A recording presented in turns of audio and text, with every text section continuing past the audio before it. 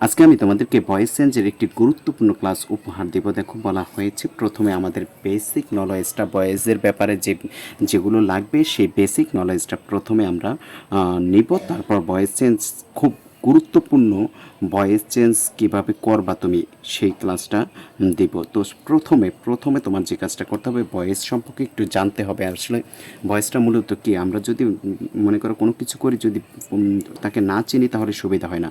তো চলো, ভয়েস শব্দের অর্থ হচ্ছে বাচ্চ বা কণ্ঠস্বর। আমরা যে কথাবার্তা বলি এগুলাকে ভয়েস বলা হয়। তো ভয়েস হচ্ছে দুই প্রকার। অ্যাক্টিভ ভয়েস এবং প্যাসিভ ভয়েস। অ্যাক্টিভ ভয়েস দুই প্রকার। এক প্রকার হচ্ছে অ্যাক্টিভ ভয়েস, আরেকটি হচ্ছে কি প্যাসিভ ভয়েস।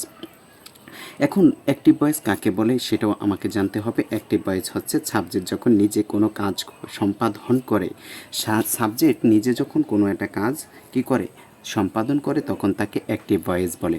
অর্থাৎ সাবজেক্ট যদি ক্রিয়াটা নিজে সম্পন্ন করে, কোনো একটা কাজ যদি সাবজেক্ট নিজেই সম্পন্ন করে, তখন তাকে আমরা অ্যাক্টিভ ভয়েস বলি। যখন সাবজেক্ট নিজেই কোনো একটা কাজ সম্পন্ন করে তখন আমরা তাকে অ্যাক্টিভ ভয়েস বলবো। যেমন হি প্লে ফুটবল, সে ফুটবল খেলে। এখন এই খেলার কাজটা কে করছে? সাবজেক্ট নিজে করছে।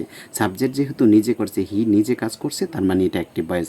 অর্থাৎ সাবজেক্ট যদি নিজে কাজ করে তাহলে সেটাকে আমরা অ্যাক্টিভ ভয়েস বলবো। এখন নাম্বার 2তে দেখো, প্যাসিভ ভয়েস কাকে বলে? সাবজেক্ট যখন নিজে কোনো কাজ সম্পাদন করে না তখন তাকে প্যাসিভ ভয়েস বলে। অর্থাৎ সাবজেক্ট যদি নিজে কোনো কাজ না করে, সাবজেক্ট নিজে কাজ না করলে সেটা প্যাসিভ ভয়েস হবে। কথা ভালো করে মনে রাখবা, যদি সাবজেক্ট নিজে কাজ করে তাকে অ্যাক্টিভ ভয়েস বলে, যদি সাবজেক্ট নিজে কাজ না করে অন্য কারো দ্বারা কাজটা করিয়ে নেয় তখন তাকে প্যাসিভ ভয়েস বলা হয়। এখন দেখো, আমরা এই এক্সাম্পলটা দেখি। বলা হয়েছে football is played by him, football খেলা হয় তাহার দ্বারা। দেখো, ফুটবল নিজে নিজে খেলতে পারবে না, ফুটবলটা এখানে বলছে ফুটবল ইজ প্লেড, ফুটবল খেলা হয় বাই হিম, তাহার দ্বারা।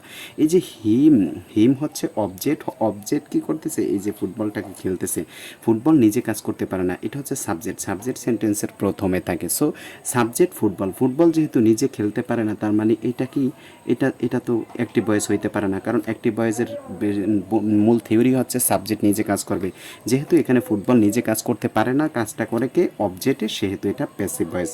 এবার আসুন আমরা প্রথমে একটু প্যাসিভ ভয়েস করার পূর্বে কিছু নিয়মকানুন শিখে নেই। এখানে আমাদেরকে সাবজেক্টের তিনটি ফর্ম জানতে হবে। মনে রাখবা, সাবজেক্টের অ্যাক্টিভ থেকে প্যাসিভ ভয়েস করার ক্ষেত্রে অথবা প্যাসিভ থেকে অ্যাক্টিভ করার ক্ষেত্রে তোমাকে সাবজেক্টের তিনটি ফর্ম জানতে হবে, যেটা হচ্ছে subjective form and positive form and objective form. তো subjective form, positive form, objective form এগুলো কেন গুরুত্বপূর্ণ? কারণ হচ্ছে তোমার অবজেক্টে মি থাকবে, সেটাকে তুমি যদি সাবজেক্ট বানাও সেখানে আই হবে। আবার আস থাকলে সেখানে উই হবে। আবার উই থাকলে সেখানে অবজেক্টের স্থানে বসলে সেখানে আজ হবে। এগুলো তোমাকে জানতে হবে। তো আমরা কি করব, সাবজেক্টিভ ফর্ম, পজিটিভ ফর্ম এবং অবজেক্টিভ ফর্ম, এই ফর্মগুলো একটু জেনে নিই। দেখো, আই এর পজিটিভ ফর্ম হচ্ছে মাই এবং অবজেক্টিভ ফর্ম হচ্ছে কি? মে। তুমি মুখস্থ রাখবা, I, my, me, subjective form, positive form এবং অবজেক্টিভ ফর্ম।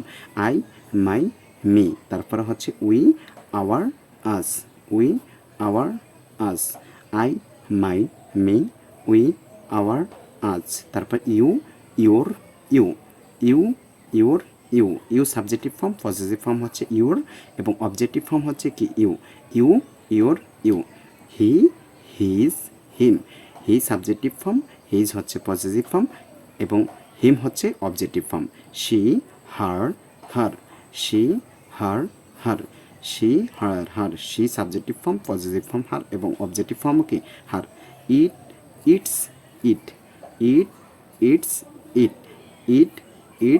ইট, অর্থাৎ it subjective form, positive form হচ্ছে ইটস এবং অবজেক্টিভ ফর্ম হচ্ছে কি? ইট।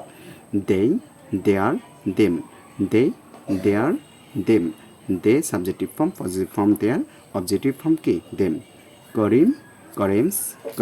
করিমের সাবজেক্টিভ ফর্ম হচ্ছে করিম, পজিটিভ ফর্ম হচ্ছে করিমস অ্যাপোস্ট্রফি দিয়ে এবং অবজেক্টিভ ফর্ম হচ্ছে কি?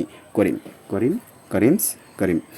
এখন আমরা যেই ছকটা অ্যাক্টিভ ভয়েসকে প্যাসিভ ভয়েসে রূপান্তর, সেই বিশেষ ছকটা শিখব। দেখো, বিশেষ ছকটা হচ্ছে অ্যাক্টিভ ভয়েসকে প্যাসিভ ভয়েস করিবার বিশেষ নিয়ম, অর্থাৎ টেবল।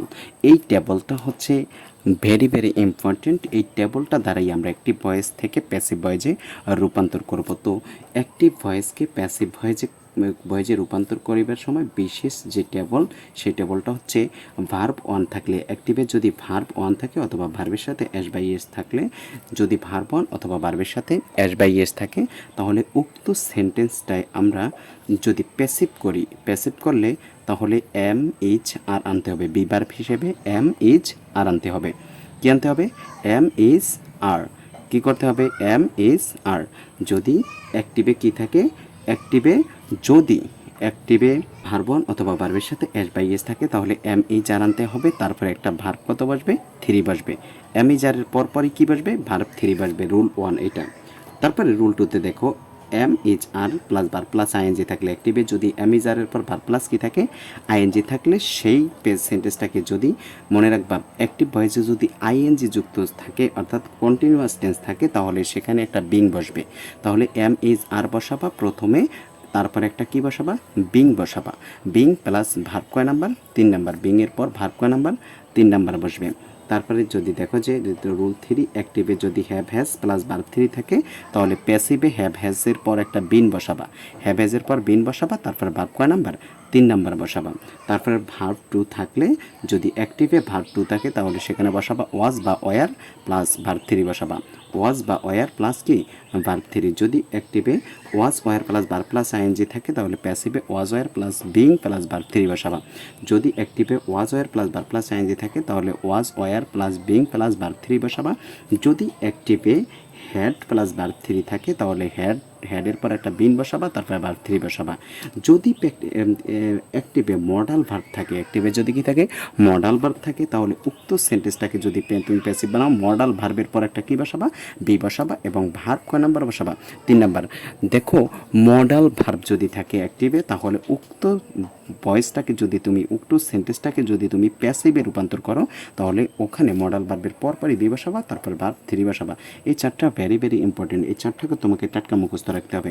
এবার আসো বিশেষ যে রুলটা, অ্যাক্টিভ থেকে প্যাসিভ করার বিশেষ যে রুলটা, সেই রুলটা হচ্ছে অ্যাক্টিভ ভয়েসের subject plus verb plus object. এটা হচ্ছে মূল স্ট্রাকচার অ্যাক্টিভ ভয়েসের। এখন সেই সেন্টেন্সটাকে যদি প্যাসিভ বানাও, তাহলে অবজেক্টের, অ্যাক্টিভের যে অবজেক্টটা আসবে, সেটা হবে প্যাসিভের সাবজেক্ট। অ্যাক্টিভের অবজেক্ট হবে প্যাসিভের কি? এই যে অ্যাক্টিভের যে অবজেক্টটা, এই অবজেক্টটা প্যাসিভের কোথায় আসবে? সাবজেক্টে চলে আসবে। এই সাবজেক্টে অ্যাক্টিভের অবজেক্টটা হবে কি? প্যাসিভের সাবজেক্ট। তারপর একটা বি ভার্ব অথবা হ্যাভ ভার্ব নিতে হবে, বি ভার্ব। তারপর মূলত বেসিকলি একটা অক্সিলারি ভার্ব নিতে হবে। এখানে অক্সিলারি ভার্ব নিতে হবে। তারপরে কি? ভার্ব কয় নাম্বার? 3 নাম্বার। তারপরে ভার্ব কয় নাম্বার? 3 নাম্বার নিতে হবে। তারপরে প্লাস বাই বসাইতে হবে। বাইয়ের পর তারপরে সাবজেক্টটা, অ্যাক্টিভের যে সাবজেক্টটা আছে, এই যে সাবজেক্টটা আছে না অ্যাক্টিভের যে সাবজেক্টটা আছে, এই সাবজেক্টটাকে প্যাসিভের কি বানিয়ে দিবা? অবজেক্ট বানিয়ে দিবা। অ্যাক্টিভের যে সাবজেক্টটা আছে সেটা প্যাসিভের অবজেক্ট বানিয়ে দিবা। অর্থাৎ অ্যাক্টিভের সাবজেক্ট হবে প্যাসিভের অবজেক্ট, অ্যাক্টিভের অবজেক্ট হবে প্যাসিভের সাবজেক্ট। তারপরে একটা বি ভার্ব অথবা হ্যাভ ভার্ব অথবা মডাল ভার্ব নিতে হবে, অর্থাৎ একটা অক্সিলারি ভার্ব নিতে হবে। নিয়ে তারপরে তোমাকে এটা সম্পন্ন করতে হবে। এখন দেখো, আমরা কিছু গুরুত্বপূর্ণ কিছু ভার্বের, verb one, verb two, verb three, অর্থাৎ present form, past form, past participle form আমরা এখান থেকে জেনে নেই। এক নম্বর আছে পেলে। পেলে এর ভার্ব টু হচ্ছে, অর্থাৎ পাস্ট ফর্ম হচ্ছে প্লেইড এবং ভার্ব থ্রি হচ্ছে কি? প্লেইড। ইট, ইটের ভার্ব টু হচ্ছে অ্যাট এবং ভার্ব থ্রি হচ্ছে ইটেন। Eat, ate, eaten. তারপরে সলভের ভার্ব টু হচ্ছে সলভড, ভার্ব থ্রিও কি? সলভড। তারপরে রিডের ভার্ব ওয়ান যা, ভার্ব টু থা রেড, রেড। রাইট অর্থ লেখা, wrote, written. Write, wrote, written. Buy, bought, buy, bought. তারপরে মেক অর্থ তৈরি করা, মেড, মেড। তারপর নো অর্থ জানা, knew, known. Speak, spoken. Spoken. Take, took, taken. Liked. তারপর হচ্ছে রান, রেন। এই ভার্বগুলোর অর্থগুলো তোমাকে কিছু কিছু গুরুত্বপূর্ণ যে ভার্বগুলো, সেই ভার্বগুলোর অর্থগুলো তোমাকে জানতে হবে, তাহলে এটা সমাধান করা খুব সহজ হবে।